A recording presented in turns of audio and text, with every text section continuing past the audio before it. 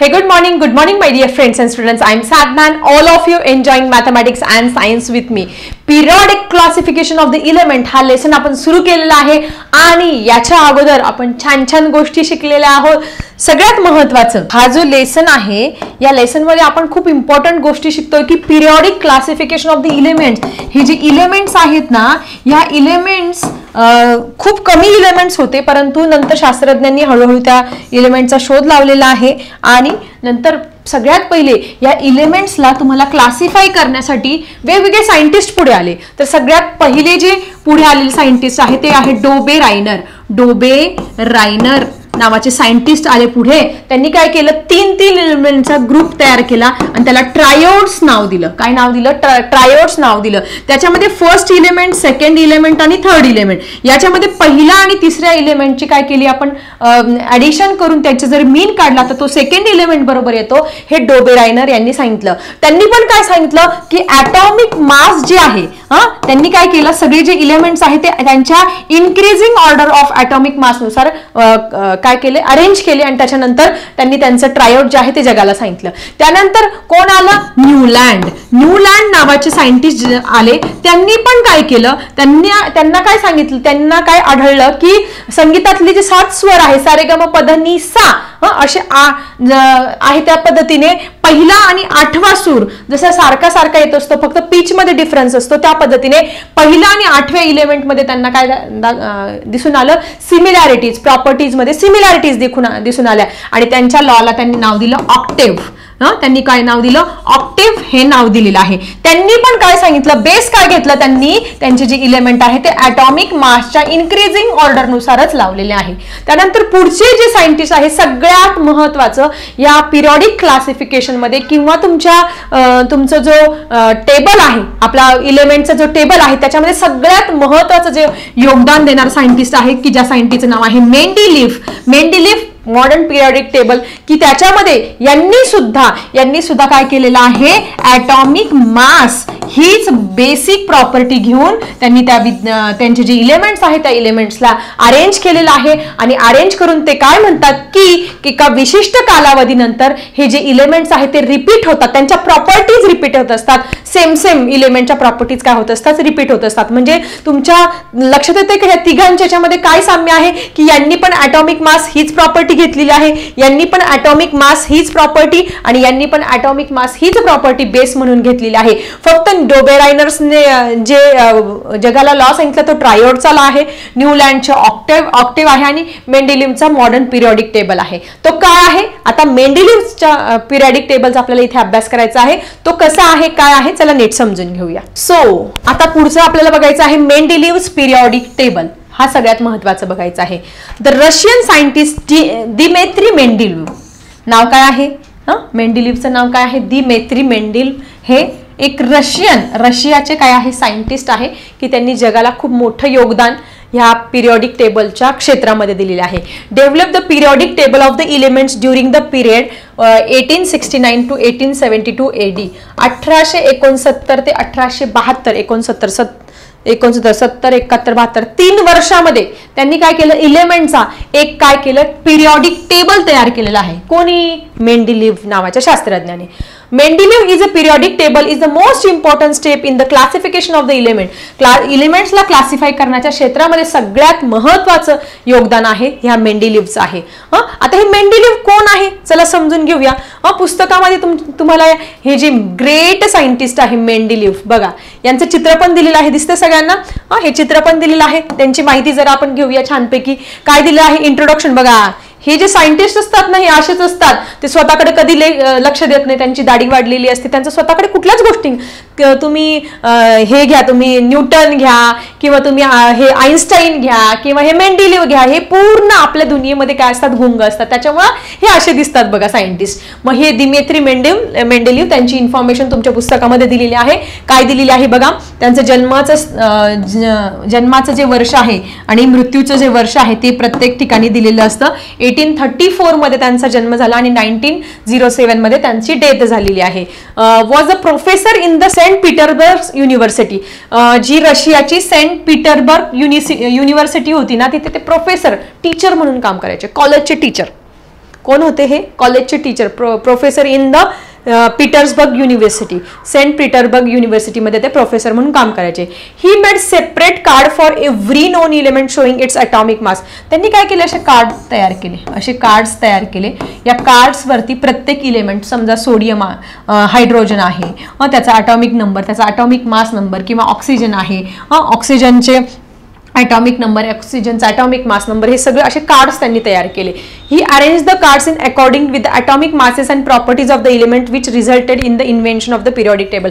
हे ते कार्ड्स काय केले? हळूहळू त्यांनी असे अरेंज केले. ॲटॉमिक मासच्या इन्क्रीजिंग ऑर्डरनुसार त्यांनी ते लावले. मग ज्या केमिकल प्रॉपर्टीज, त्यांच्या फिजिकल प्रॉपर्टी किंवा काय ज्या प्रॉपर्टी सेम आहे त्याच्यानुसार त्यांनी ते लावलेले आहे ॲटॉमिक मासच्या इन्क्रीजिंग ऑर्डरनुसार. आणि नंतर ते कार्ड लावल्यानंतर मग पिरियडिक टेबलची कल्पना त्यांच्या मनामध्ये आली आणि पिरियडिक टेबल त्यांनी शोधला. आणि आता जो 118 इलेमेंटचा पिरियडिक टेबल आहे तो संपूर्ण जगाला माहिती करून दिला. त्याच्यामध्ये सगळ्यात महत्त्वाचं योगदान हे जे आपले शास्त्रज्ञ आहे दिमित्री मेंडेलीव यांचं आहे. ठीक आहे, त्यांच्याविषयी कळलं काय की ते रशियाचे सायंटिस्ट होते आणि सेंट पीटर्सबर्ग युनिव्हर्सिटीमध्ये प्रोफेसर होते. आणि त्यांनी 3 वर्ष त्याचा अभ्यास केला, 3 नाही भरपूर वर्ष अभ्यास केला त्यांनी, पण तुम्हाला दिले ह्या दरम्यान अभ्यास केला. त्याच्यानंतर सगळ्यात महत्त्वाचं त्यांनी कार्ड तयार केले. त्या कार्डवरती त्यांनी प्रत्येक इलेमेंट्स, त्याचा ॲटॉमिक नंबर सगळं लिहिलं, त्यांना अरेंज केलं. अरेंज केल्यानंतर पिरियडिक टेबलची इन्व्हेन्शन ही झालेले आहे. असे हे आपले सायंटिस्ट. ह्या दरम्यान त्यांनी अभ्यास केला 1869 to 1872, 3 इयर्स त्यांनी डिटेलमध्ये ह्या इलेमेंटचा अभ्यास केलेला आहे. Mendeleev periodic table is a most important step in the classification of the elements classify करण्याची याच्यामध्ये सगळ्यात महत्त्वाची स्टेप आहे. फंडामेंटल प्रॉपर्टी म्हणजे त्यांनी जे इलेमेंट्स आहेत त्यांना अरेंज करताना कोणत्या गोष्टी ध्यानात घेतल्या, कोणत्या गोष्टींना प्रायोरिटी दिली, कोणत्या गोष्टींना महत्त्व दिलेलं आहे त्या गोष्टी समजून घेऊया.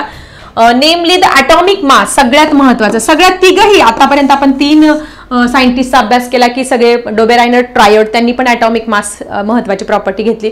न्यूलँड, ऑक्टेव्ह त्यांनी पण ॲटॉमिक मास, आणि हे मेंडेलीव जे आले तिसरे त्यांनी पण ॲटॉमिक मास हीच बेसिक प्रॉपर्टी महत्त्वाची घेतली आहे.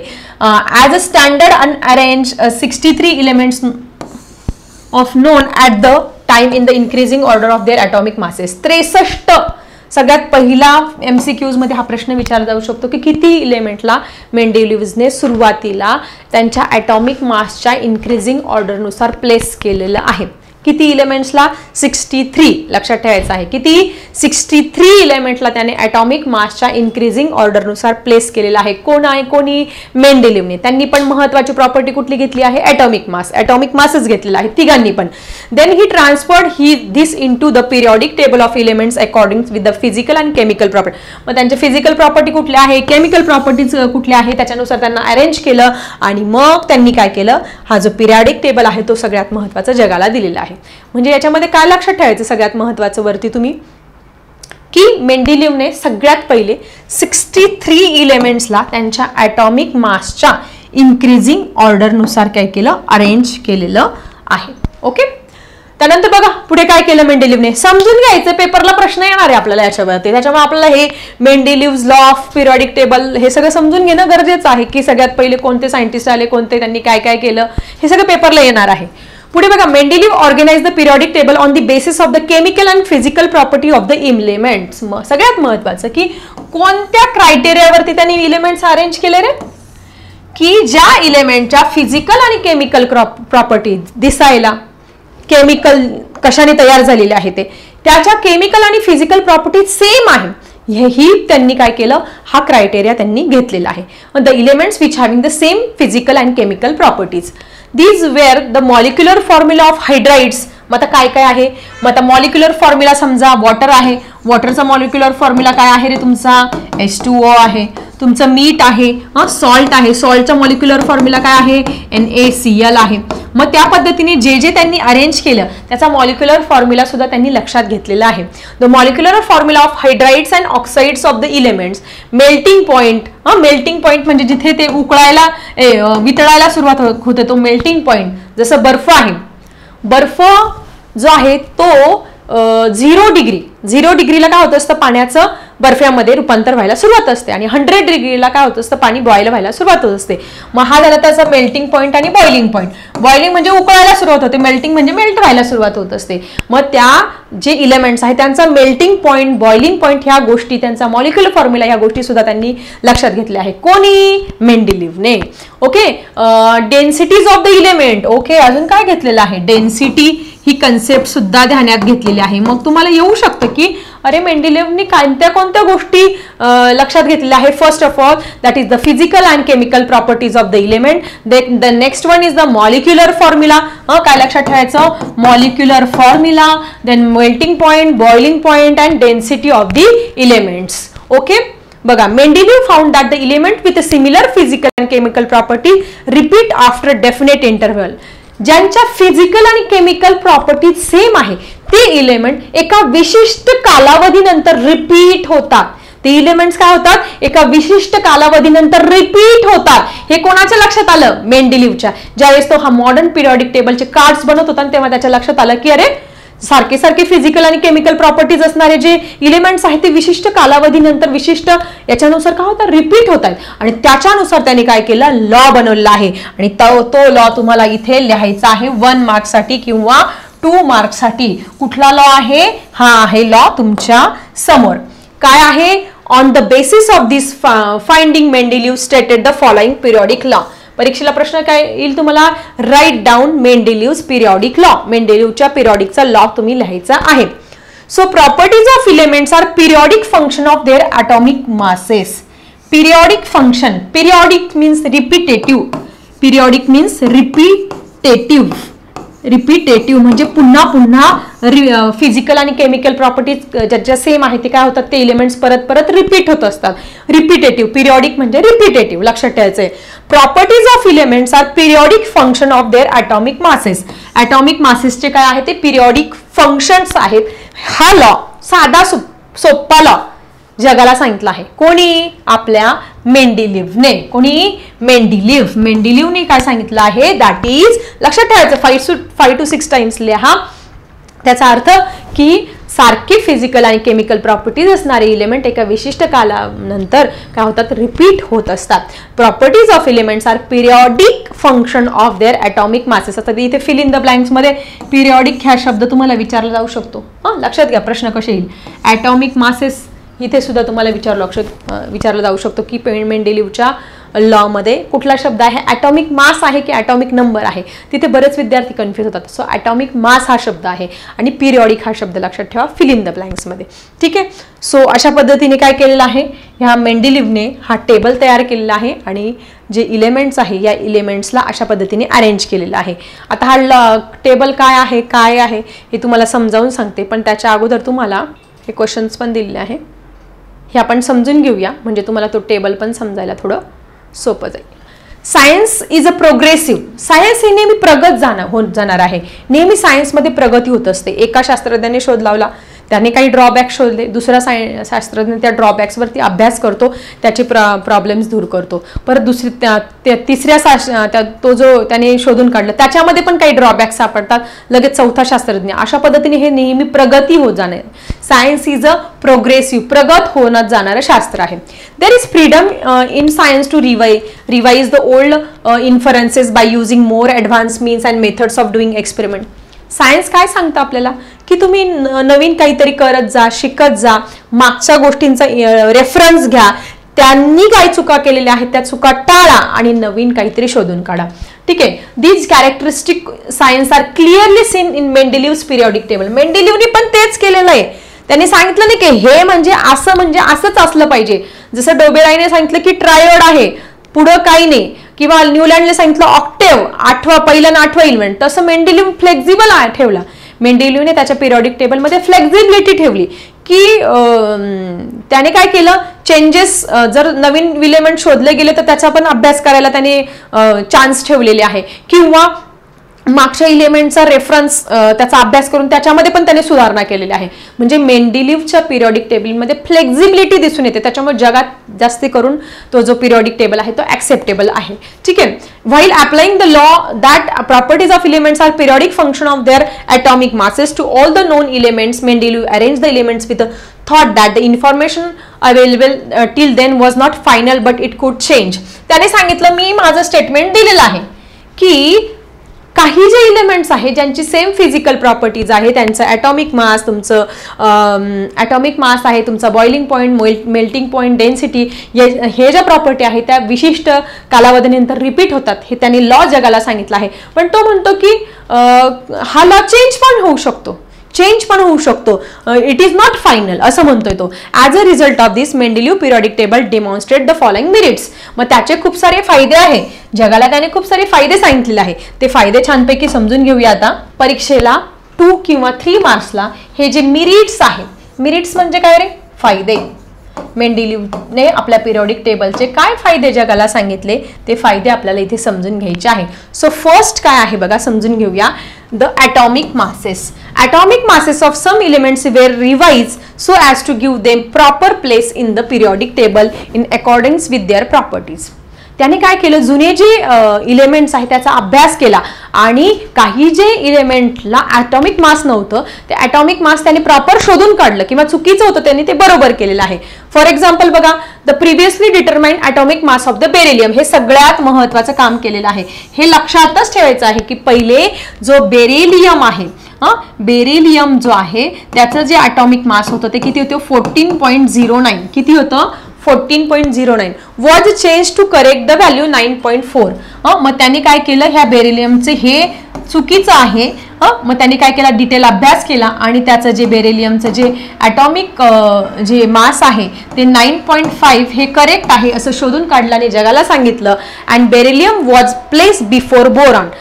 पहिले सगळ्यात पहिले बेरिलियम जो आहे पहिले बोरॉन होता आणि मग बेरिलियमला स्थान दिलं होतं. पण त्याने असं नाही केलं. त्याने काय केलं, याचं ॲटॉमिक मास कमी आहे ना म्हणून बेरिलियमला सगळ्यात पहिले स्थान दिलं आणि मग बोरॉनला स्थान दिलेलं आहे. अशा पद्धतीने ही गोष्ट केलेली आहे. कोणी? आपल्या मेंडेलिव्हने.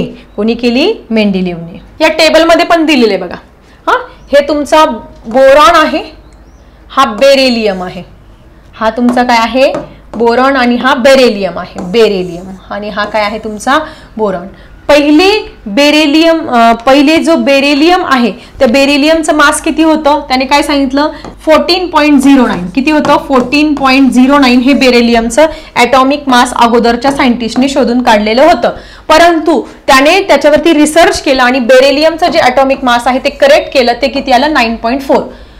सगळ्यात पहिले अगोदरच्या पिरियडिक टेबलमध्ये किंवा अगोदरच्या सायंटिस्टने सांगितल्याप्रमाणे जो बोरॉन होतं तो बोरॉनला अगोदर स्थान होतं आणि मग बेरिलियमला स्थान होतं. पण बेरिलियमचं त्यांनी ज्यावेळेस ॲटॉमिक मास हे 9.4 शोधून काढलं मग आणि बोरॉनचं किती होतं? 11 होतं. मग त्याच्यानुसार पहिले सायंटिस्टने किती शोधून काढलं होतं? 14.0. पण त्याने पूर्ण डिटेलमध्ये अभ्यास करून ते 14.0 नाहीये असं सांगितलं जगाला आणि ते करेक्ट होतं.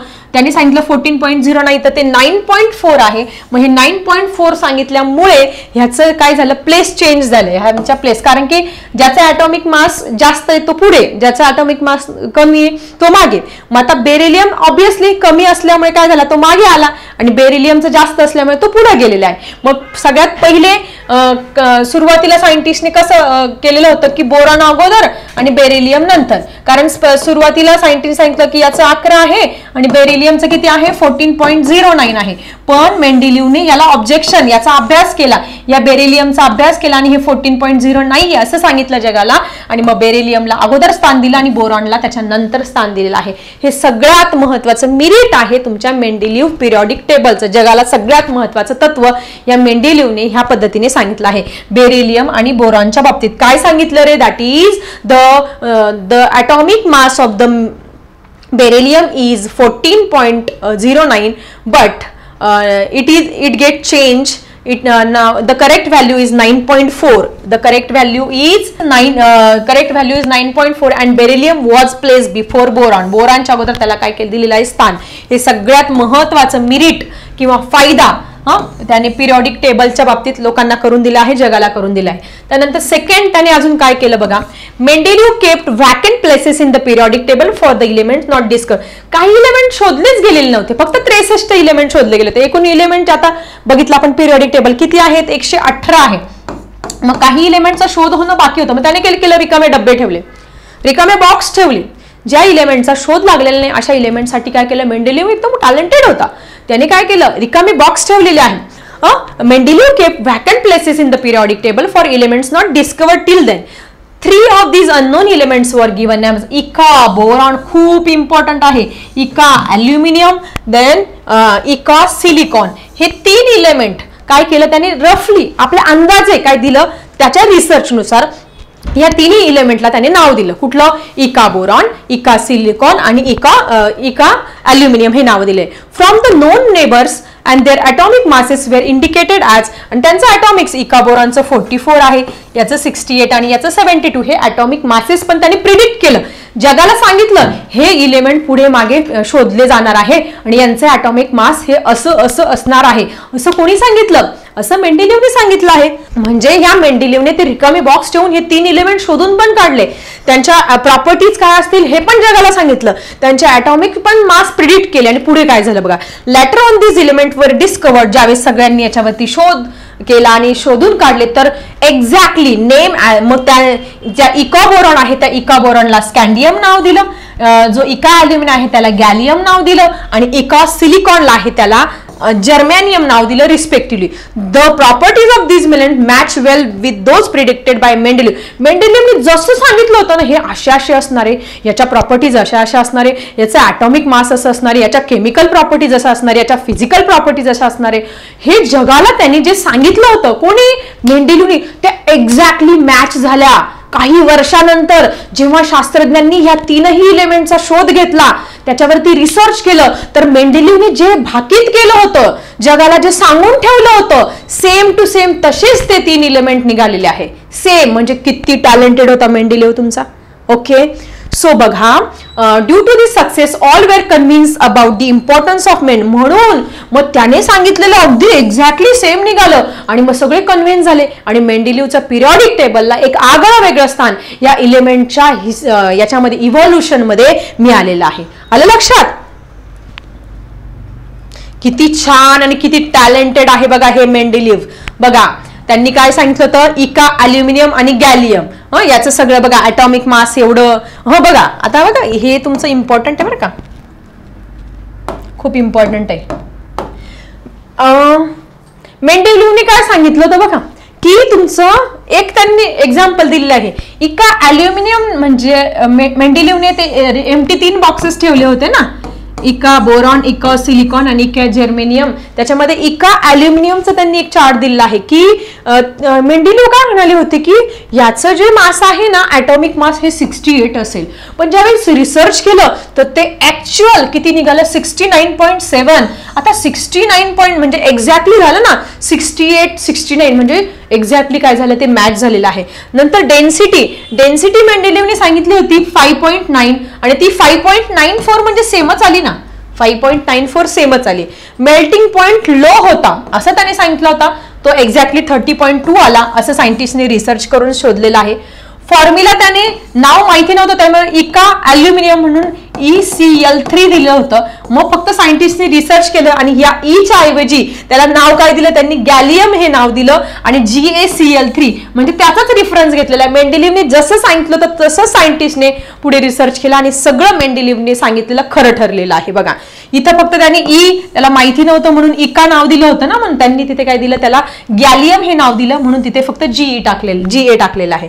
फॉर्म्युला ऑफ ऑक्साईड, मग त्याचा ऑक्सिजन बरोबर रिएक्शन झाल्यानंतर त्या इका अल्युमिनियमचं काय होतं, ऑक्साईड E2O3 तयार होत असतं. मग इथे काय होणार आहे, फक्त गॅलियम ऑक्साईड तयार होणार आहे, Ga2O3 होणार आहे. Nature of oxide atmospheric oxide आहे आणि हे पण एम्फोटेरिक ऑक्साईड आहे.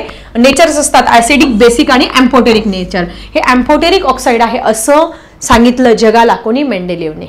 बघा किती टॅलेंटेड होते, त्यांनी अगोदर भाकीत केलं ह्या 3 इलेमेंट विषयी आणि ते एक्झॅक्टली काय निघालेलं आहे, सेम निघालेलं आहे. या टेबलमध्ये पण हे इलेमेंट्स दाखवलेले आहे मेंडेलिव्हने शोधलेले. बघा पहिल्याचं किती होता रे, 44, 68 आणि 72 हे 3 इलेमेंटसाठी एम्प्टी बॉक्सेस कोणी ठेवले होते, आपल्या मेंडेलिव्हने हे 3 एम्प्टी बॉक्सेस ठेवलेले होते.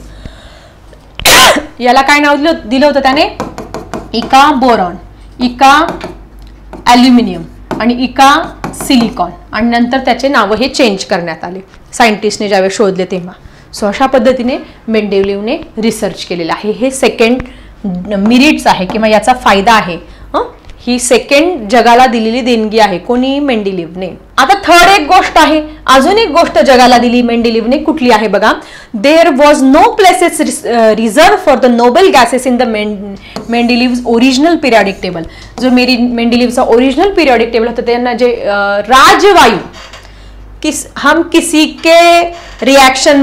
भी रिएक्शन में पार्टिसिपेट नहीं करते, आम्ही कुणाच्याच याच्यामध्ये भाग घेत नाही, असे कोण? नोबेल गॅसेस, राजवायू. या राजवायूंना मेंडेलिव्हच्या अगोदरच्या पिरियडिक टेबलमध्ये कुठल्याही प्रकारचं स्थान नव्हतं. त्याच्यानंतर however when noble gases such as helium, neon, argon, krypton, xenon हे सगळे जे जेव्हा शोधण्यात आले, कुठले? Helium, neon, argon. Helium, neon, argon, krypton, xenon हे सगळे काय आहे? नोबेल गॅसेस आहे. याचा ज्यावेळेस शोध लागला were discovered towards the end of the 19th century. कधी शोध लागला? 19व्या शतकामध्ये याचा शोध लागलेला. कशाचा? नोबेल गॅसेसचा. Mendeleev created the zero group without disturbing the original. Mendeleev इतका टॅलेंटेड होता, त्याने काय केलं? जो मेन पिरियडिक टेबल आहे त्याला डिस्टर्ब न करता त्याचा एक सेपरेट ग्रुप तयार केला आणि त्याला नाव काय दिलं? Zero group. काय नाव दिलं? झिरो ग्रुप नाव दिलं. आणि त्यांनी अगोदरच्या पिरियडिक टेबलला कुठल्याही प्रकारचं डिस्टर्बन्स केलेलं नाही. Noble gases were fitted were. आणि तिथे एकदम एक्झॅक्टली काय झाले ते जे गॅसेस आहे किंवा ते जे त्यांनी शोधलेले नोबेल गॅसेस जे फाइंड झाले ते एक्झॅक्टली फिट झाले. कोणते? हे सगळे इलेमेंट्स. किती टॅलेंटेड होता. ठीक आहे. सो अशा पद्धतीने हे 3 मिरिट्स तुम्हाला दिलेले आहे आणि हे 3 मिरिट्स तुम्हाला एक्झाममध्ये लिहायचे आहे. तर सगळ्यात पहिलं जे मिरिट आहे, मी नंतर पेपरला कशा पद्धतीने लिहायचं ते वगैरे तुम्हाला लिहूनच देणार आहे. कशामध्ये? तुमच्या एक्सरसाइजमध्ये. त्याच्यामुळे आता फक्त महत्त्वाचं लक्षात ठेवा. सगळ्यात महत्त्वाचं पहिलं मिरिट आहे तुमचं जर बेरिलियम जे आहे आणि बोरॉनच्या विषयी पहिलं आहे की त्यांनी काय केलं? ॲटॉमिक मास जे आहे बेरिलियमचं, the atomic mass of the incorrect atomic mass of the beryllium is 14.09 but he found the correct value as a 9.4 and beryllium is a place before boron. बोरॉनच्या अगोदर बेरिलियमला स्थान दिलेलं आहे. Then he take some empty places to find the newly discovered elements. He give them as eka boron, eka aluminium, eka silicon from the known neighbours and their atomic message wear indicated. त्यांचा atomic mass 44, 68 आणि 72 आहे असं त्यांनी सांगितलं जगाला. ठीक आहे. So आणि नंतर शोधल्यानंतर त्याला अनुक्रमे स्कॅलियम, गॅलियम, स्कँडियम, गॅलियम आणि जर्मॅनियम असं नावं देण्यात आले. हे झालं त्याचं सेकंड. आणि थर्ड याच्यामध्ये त्याने काय केलं? नोबेल गॅसेस जे आहे त्यांचा separate he made the noble gases as a separate zero group आणि त्याच्यामध्ये त्याला परफेक्टली फिट केलेलं आहे. सो हे सगळे काय आहे तुमचे मिरिट्स, काय काय फायदे त्याने जगाला सांगितले आहे ते. आता मेंडेलिव्हने एवढा सगळा अभ्यास केलेला आहे पण तरी पण त्याच्या पण मध्ये पुढे जाऊन काही सायंटिस्टने अभ्यास केला, त्याच्यामध्ये पण काहीतरी चुका राहिलेल्याच असेल, त्याच्याकडून काहीतरी अभ्यास करायचं राहूनच गेलं असेल. मग त्याचे पण काही डिमेरिट्स आहे, त्याचा पण आपल्याला इथे अभ्यास करायचा आहे. स्टुडंट जसे मिरिट्स आहेत तसे काही डिमेरिट्स पण आहे. ते डिमेरिट्स पण आपल्याला बघणं गरजेचं आहे की मेंडेलिव्हने पण खूप अभ्यास केलेला आहे पण त्याचे काही डिमेरिट्स म्हणजे काही तोटे पण आहेत, काही चुकीच्या गोष्टी पण झालेल्या आहेत. त्या चुकीच्या गोष्टी कुठल्या आहेत? 4 गोष्टी आहेत, त्या समजून घेणार आहोत आपण इथे. सगळ्यात महत्त्वाचं, the whole number of atomic mass of the element cobalt and nickel is the same, therefore there was an ambiguity regarding to their sequences in Mendeleev's periodic table. अर्थ काय आहे?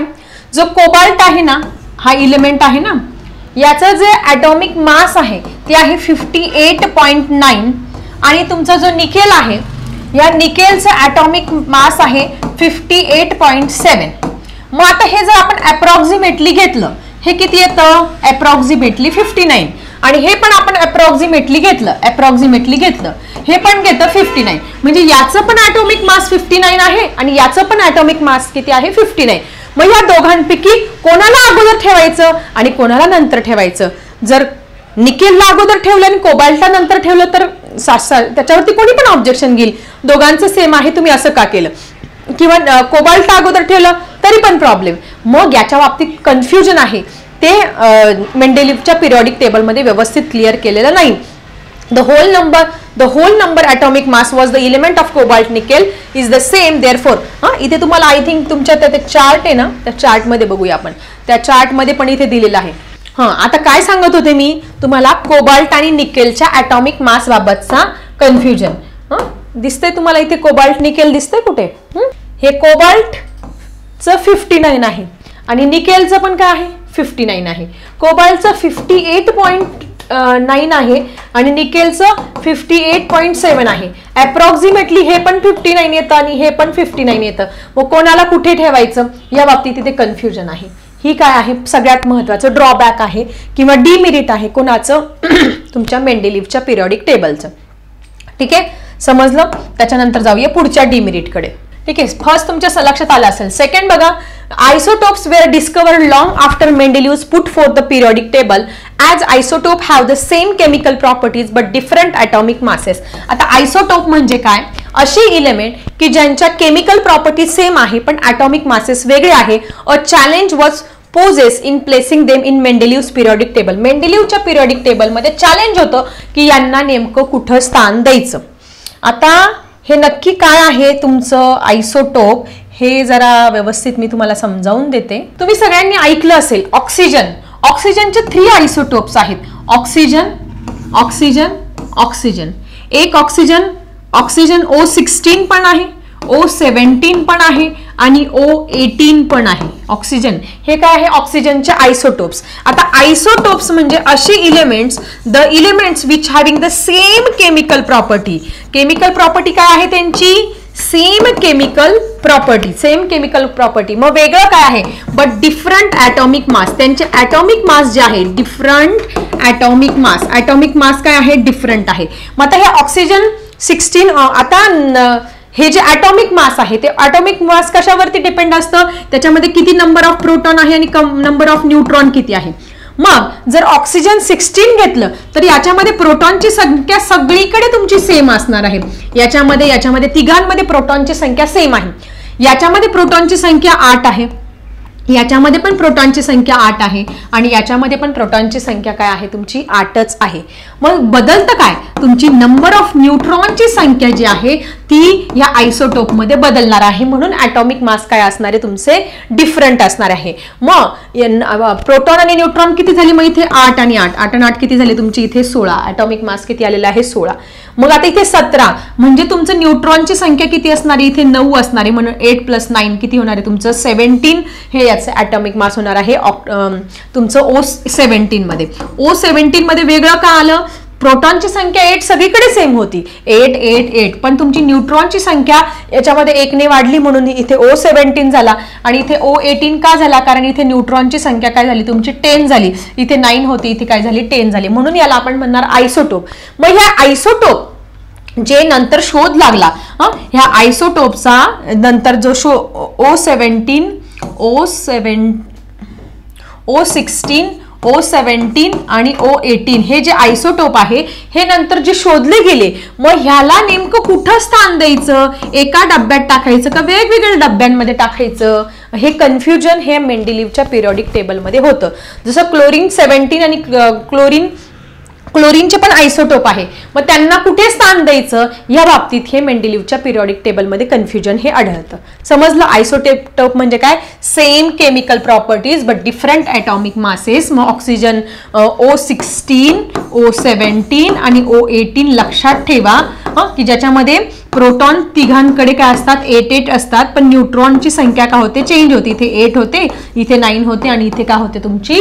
10 होत असते. आणि त्याच्यामुळे ह्या इलेमेंट्सला मग ह्या एका डब्यात टाकायचं की वेगवेगळ्या याच्यामध्ये टाकायचं, वेगवेगळ्या बॉक्समध्ये टाकायचं, हे कन्फ्युजन होतं. हे बघा इथे पण दिलेलं आहे आयसोटोप दिलेले आहे. कोणाचे? क्लोरीनचे. Chlorine has 2 isotopes. 2 आयसोटोप आहे. कुठले? क्लोरीन 35 आणि क्लोरीन 37 हे 2 दिलेले आहे. म्हणजे याचं ॲटॉमिक मास 35 आणि याचं काय आहे? 37. Their atomic masses are 35 and 37 respectively. Their chemical properties are same. म्हणजे ऑक्सिजन जसं आपण बघितलं, ऑक्सिजन काय बघितलं? ऑक्सिजन 16 बघितला, ऑक्सिजन 17 बघितला, ऑक्सिजन 18 बघितला. तिघही ऑक्सिजनच आहे, तिघही ऑक्सिजन गॅस आहे, त्याच्या फिजिकल केमिकल प्रॉपर्टी सगळ्या सेम आहे, फक्त त्यांचा ॲटॉमिक मास हा वेगळा आहे. तसं इथे क्लोरीन, दोन्ही क्लोरीनच आहे, त्यांच्या फिजिकल केमिकल प्रॉपर्टी दोघही सेम आहे, फक्त त्यांचा ॲटॉमिक मास हे काय आहे, डिफरंट आहे, कारण न्यूट्रॉनची संख्या बदलते आहे. Where should this place in Mendeleev's periodic table? मग मेंडेलिव्हच्या पिरियॉडिक टेबलमध्ये या क्लोरीन 35 आणि क्लोरीन 37 ला कुठे स्थान द्यायचं, किंवा O6, O16, O17, O18 अशा जे ऑक्सिजनचे आयसोटोप्स आहे, वेगवेगळ्या एलिमेंटचे आयसोटोप आहे, यांना नेमकं कुठे बसवायचं, हा मोठा प्रश्न नवीन ज्यावेळेस आयसोटोप डिस्कवर झाले त्यानंतर निर्माण झालेला आहे. हे एक डिमेरिट आहे तुमचं मेंडेलिव्हचं. कोबाल्ट आणि निकेल कोणाला अगोदर स्थान द्यायचं. त्यानंतर दुसरं आयसोटोपच्या बाबतीत isotope were discover after long period of time. Then as isotope have same chemical properties but different atomic masses, a challenge was posed in placing them Mendeleev's periodic table. मेंडेलिव्हच्या पिरियॉडिक टेबलमध्ये त्यांना नेमकं कुठं कुठं बसवायचं, एका डब्यात बसवायचं की दुसऱ्या की सेपरेट डब्यात बसवायचा, असा प्रश्न होता. पुढे बघा, third demerit. When elements are arranged in increasing order of atomic masses, atomic massesच्या increasing order नुसार मेंडेलिव्हने काय केलं, ह्या सगळ्या एलिमेंट्सला अरेंज केलं. The rise in atomic masses does not appear to uniform. त्यांचं जे atomic mass आहे सगळीकडे सेम सारख्या फरकाने वाढताना दिसलं नाहीये. It was not possible therefore to predict how many elements could be discovered between these two heavy elements. मग या दोन हेवी एलिमेंटच्या दरम्यान किती एलिमेंट डिस्कवर्ड झाले असेल याचा काहीही थांगपत्ता लागलेला नाही. याचा अर्थ काय समजून घ्या, सोपा आहे, लक्ष द्या सगळ्यांनी नीट. आता हा सोडियम आहे, या सोडियमचा ॲटॉमिक मास किती दिसतंय तुम्हाला, 23 दिसतंय, याचं 24 दिसतंय, मध्येच याचं 27.3 दिसते. म्हणजे याच्यामधला फरक किती आहे, 23 मध्ये 1 मिळवला 24 मध्ये किती मिळवला 27.3. 27.3 मधून ज्यावेळेस आपण 24 मायनस करणार किती येईल रे तुमचा, 3.3 चा डिफरन्स आहे. इथे 3.3 चा डिफरन्स आहे, परत सारखा आहे का नाही. मग मध्येच पुढे काय आहे, 28 आहे, 28 चा डिफरन्स आहे. मग 28, 29, 30, परत 2 चा डिफरन्स आहे, परत इथे 1 चा डिफरन्स आहे, मग परत 35.5 आहे. म्हणजे तुम्हाला या ॲटॉमिक मासच्या याच्यामध्ये कधी युनिफॉर्म म्हणजे सेम सिच्युएशन, एक ने वाढत गेलं, 2 ने, 3 ने वाढत गेलं असं दिसतंय का नाही. मध्येच 1 आहे, मध्ये 3.3 आहे, मध्येच 2 आहे, मग 1 आहे, अशा पद्धतीने काय दिलं, युनिफॉर्म गोष्ट नाहीये. मग अशा कंडिशनमध्ये समजा 23 आणि 24 मध्ये काहीतरी एलिमेंट्स येणार. मग किती एलिमेंट्स येणार सांगू शकतो का आपण, नाही. किंवा ह्या दोघांच्या मध्ये काही एलिमेंट्स नंतर डिस्कवर झाले, त्यांचा ॲटॉमिक मास काहीतरी असेल, ते किती होते या बाबतीत कुणीही कन्फर्म सांगू शकत नाही किती एलिमेंट्स या दोघांच्या मध्ये असू शकतात ते. ही झालं तुमचं नेक्स्ट डिमेरिट. हेच सांगत होते ना मी, when elements are arranged in increasing order of atomic masses, the rise in atomic masses does not appear to be uniform. Rise in atomic masses uniform दिसली, मध्येच तुमचं 23 दिसलं, 24 दिसलं, 27.3 दिसलं, युनिफॉर्म नाही. It was not possible therefore to predict how many elements could be discovered between two heavy elements. त्या दोन heavy एलिमेंट्समध्ये अजून किती एलिमेंट्स डिस्कवर झाले हे याच्याबाबत एक्झॅक्टली आपण माहिती देऊ शकत नाही. हे झाले पहिला, दुसरा आणि तिसरा. आता राहिला आपला चौथा डिमेरिट, म्हणजे अजून एक त्याच्याकडून चूक झालेली आहे, ते चौथा डिमेरिट. Position of hydrogen. आजही जगाला, सगळ्या सायंटिस्टला पडलेला हा एक मोठा गहन प्रश्न आहे की हायड्रोजनला नेमकं बसवायचं कुठं. पिरियॉडिक टेबलमध्ये त्याला योग्य स्थान नाहीये. तर काय आहे बघा, hydrogen shows similarity with halogen group. Hydrogen काय करतो, हॅलोजन जे आहे तुमचे, जे हॅलोजन आहे, हायड्रोजन, हेलियम, तुमचं फ्लोरीन, क्लोरीन, ब्रोमीन, आयोडीन यांच्याबरोबर सिमिलॅरिटी दाखवतो. हायड्रोजन कोणाबरोबर सिमिलॅरिटी दाखवतो, hydrogen shows the similarity between halogen. Halogen म्हणजे 7th ग्रुप, 7th ग्रुप बरोबर. For example, the molecular formula of hydrogen is H2 while the molecular formula of fluorine and chlorine are F2, Cl2 respectively. In the same way there is similarity in chemical properties of hydrogen and alkali. आता हे काय बघा, इथे एक तुम्हाला table दिलेलं, त्या टेबलवरून तुमच्या नीट लक्षात येईल. बघा हायड्रोजन काय करतो, मग हायड्रोजनला नेमकं ठेवायचं कुठं. हायड्रोजन कोणाकोणाच्या प्रॉपर्टी, म्हणजे हॅलोजन सारख्या पण प्रॉपर्टी दाखवतो आणि फर्स्ट जो ग्रुप आहे त्याच्यासारख्या पण प्रॉपर्टी दाखवतो. मग हायड्रोजनला याच्यात ठेवायचं का याच्यात ठेवायचं, हा मोठा कन्फ्युजन आहे. का तर हॅलोजन सारख्या कशा प्रॉपर्टी बघा, सिमिलर हायड्रोजन विथ हॅलोजन सारख्या कोणत्या प्रॉपर्टी दाखवतो बघा, हायड्रोजन आहे. कन्फ्युजिंग आहे, सगळ्यात महत्वाचं, पेपरला हा खूप इम्पॉर्टंट क्वेश्चन आहे. जसं मेटल हायड्रोजन आहे, हायड्रोजनचा फॉर्म्युला काय आहे H2, तसं इथं 2 आहे म्हणून तुमचा जो हॅलोजनचा फॉर्म्युला पण Cl2 आहे. मग त्याच्या बाबतीत कन्फ्युजन आहे फॉर्म्युलाच्या बाबतीत. कंपाऊंड विथ मेटल, ज्यावेळेस हायड्रोजन हा मेटल बरोबर रिॲक्ट होतो तेव्हा सोडियम हायड्रॉक्साईड तयार होतो. त्या पद्धतीने सोडियम क्लोराईड पण तयार, म्हणजे हायड्रोजन रिॲक्ट होऊन त्या पद्धतीचे काय होत असतो, क्लोराईड्स तयार, सोडियम हायड्रॉक्साईड तयार होत असतो. त्या पद्धतीने हॅलोजनचं पण त्या पद्धतीने रिॲक्शन होत असते. कंपाऊंड विथ म्हणजे हायड्रोजनची जशी मेटल बरोबर रिॲक्शन होते तशी हॅलोजनची पण सेम रिॲक्शन तुमची मेटल बरोबर होत असते. तशीच नॉन मेटल हायड्रोजन जो आहे, हायड्रोजन आहे तो कार्बन बरोबर रिॲक्ट होऊन CH4 म्हणजे मिथेन तयार करतो. काय तयार करतो, मिथेन. त्याच पद्धतीने तुमचा जो तुमचे जे हॅलोजन्स आहे तो हॅलोजन्स आहे ते क्लोरीन बरोबर carbon tetrachloride CCl4 carbon tetrachloride तयार होत असतो. म्हणजे हे सगळं कन्फ्युजन आहे. मग नेमकं यांना कुठे स्थान द्यायचं, तो हायड्रोजन आहे तो हॅलोजन सगळ्या प्रॉपर्टी शो करतो आहे, मग याला इकडे टाकायला पाहिजे का इकडे. आता तो फर्स्ट ग्रुप सारख्या म्हणजे फर्स्ट जो ग्रुप आहे अल्कली मेटल्सचा, फर्स्ट ग्रुप 7वा ग्रुप कोणता आहे तुमचा, हॅलोजनचा. 7वा ग्रुप कुठला आहे, हॅलोजनचा. आणि पहिला ग्रुप कोणता आहे, अल्कली मेटलचा. कोणता, अल्कली मेटलचा. मग आता अल्कली मेटल सारख्या सुद्धा प्रॉपर्टी कोण करतो, तुमचा हायड्रोजन शो करत असतो. मग आता अल्कली मेटल सारख्या प्रॉपर्टीज म्हणजे समजून घ्या. आता अल्कली मेटल सारख्या प्रॉपर्टीज म्हणजे तुम्हाला इथे दिलेला आहे. In the same way there is similarity in the chemical properties of hydrogen and alkali metal, म्हणजे फर्स्ट ग्रुप सारख्या सगळ्या प्रॉपर्टी शो करत असतो. There is similarity in the molecular formula of the compound hydrogen alkali metal. बघा इथे दिलेले आहे, ह्या टेबलमध्ये दिलेलं आहे. इथे कंपाऊंड ऑफ हायड्रोजन आणि कंपाऊंड ऑफ सोडियम हे अल्कली मेटल फर्स्ट ग्रुप. बघा जसं हायड्रोजन आहे तो क्लोरीन बरोबर रिॲक्ट झाल्यानंतर हायड्रोक्लोरिक ऍसिड तयार होत असतं, तसं तुमचं जो हायड्रोजन आहे किंवा जे अल्कली मेटल आहे त्यांचं पण काय होत असतं, सोडियम क्लोराईड तयार होत असतो. त्यानंतर जसं ऑक्सिजन बरोबर हायड्रोजन रिॲक्ट करतो तसं जे फर्स्ट ग्रुप आहे त्याच्याबरोबर रिॲक्ट करून सोडियम ऑक्साईड तयार होत असतं. जसं सल्फर बरोबर रिॲक्ट करतो तसं Na2S तयार होत असतो. म्हणजे there is similarity in the molecular formula of the compound of hydrogen alkali metal sodium आणि पोटॅशियम. म्हणजे तुमचा जो हायड्रोजन आहे तो हिकडच्या पण सगळ्या सेम रिॲक्शन दाखवतो आणि अल्कली अर्थ मेटल अल्कली जे मेटल्स आहेत फर्स्ट ग्रुप मधले अल्कली मेटल यांच्याबरोबर पण सगळ्या सेम रिॲक्शन दाखवत असतो. On the considering the above properties of can not be decided weather. मग कन्फ्युजन तयार झालेलं आहे की तुमच्या हायड्रोजनला ह्या कॅटेगरीमध्ये टाकावं की हॅलोजन म्हणजे 7th ग्रुप मध्ये टाकावं. हा तुमचा 7th ग्रुप आहे, हा तुमचा अल्कली मेटल्स म्हणजे फर्स्ट ग्रुप आहे.